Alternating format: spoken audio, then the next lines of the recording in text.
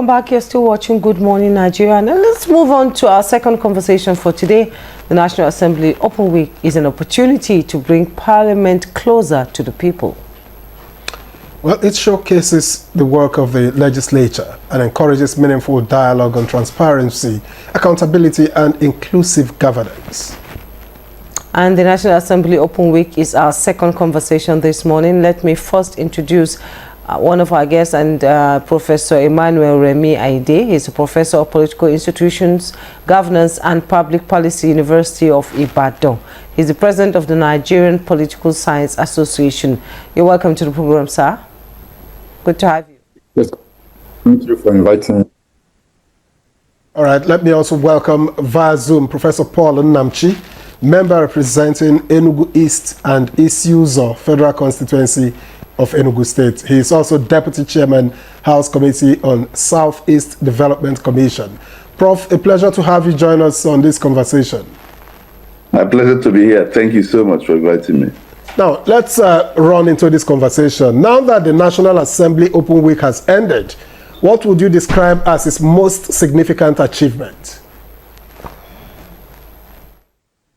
I mean, to me, I would say first it was the Open Week is dubbed as a kind of advancing transparency, inclusion, and reform.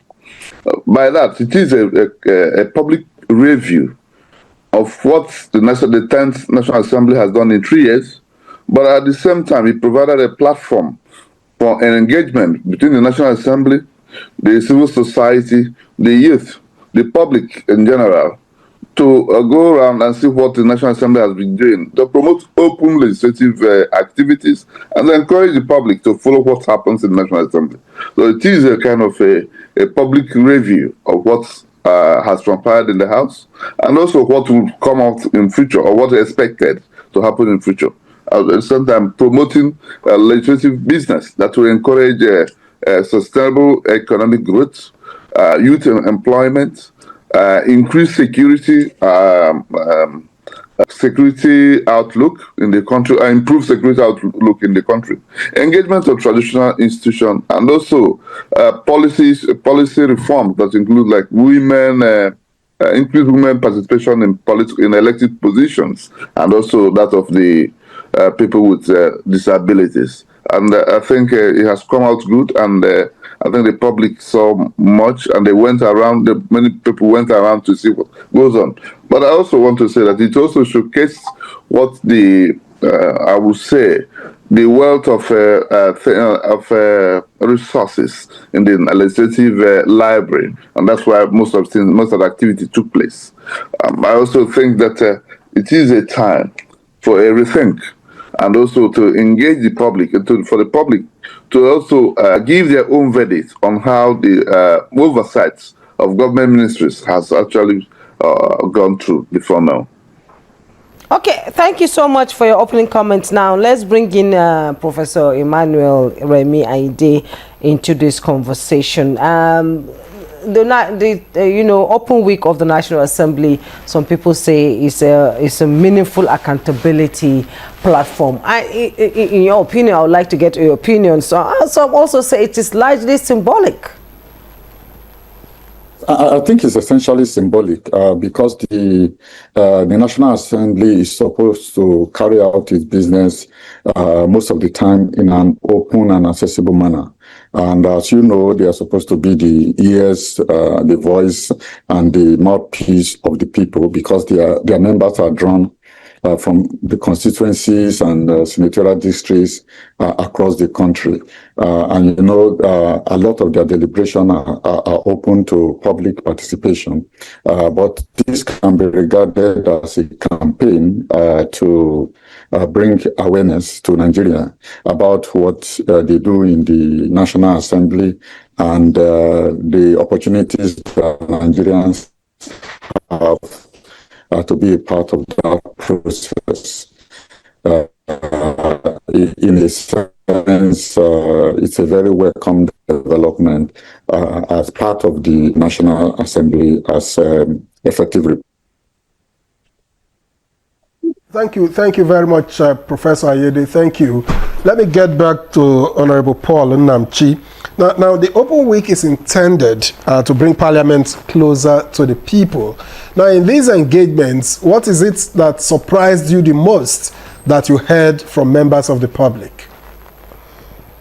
I think the members of the public expected a lot from the National Assembly, and I think they are desirous to see that the National Assembly does what they think they should do, what is the checkmates or the executive, because the public are much desirous of seeing that the National Assembly are for the people, and as it is done by the people, because we are the elected representative of the whole people. That's why it's called People's Parliament.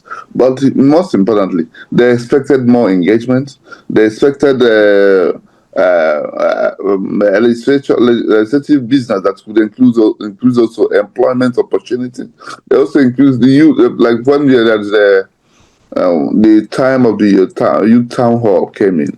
You will see a lot of interest. That there's a lot of people came from very far places to just attend, to put up, to give their own opinion on what they feel has gone wrong and what they feel has not been the best way. There is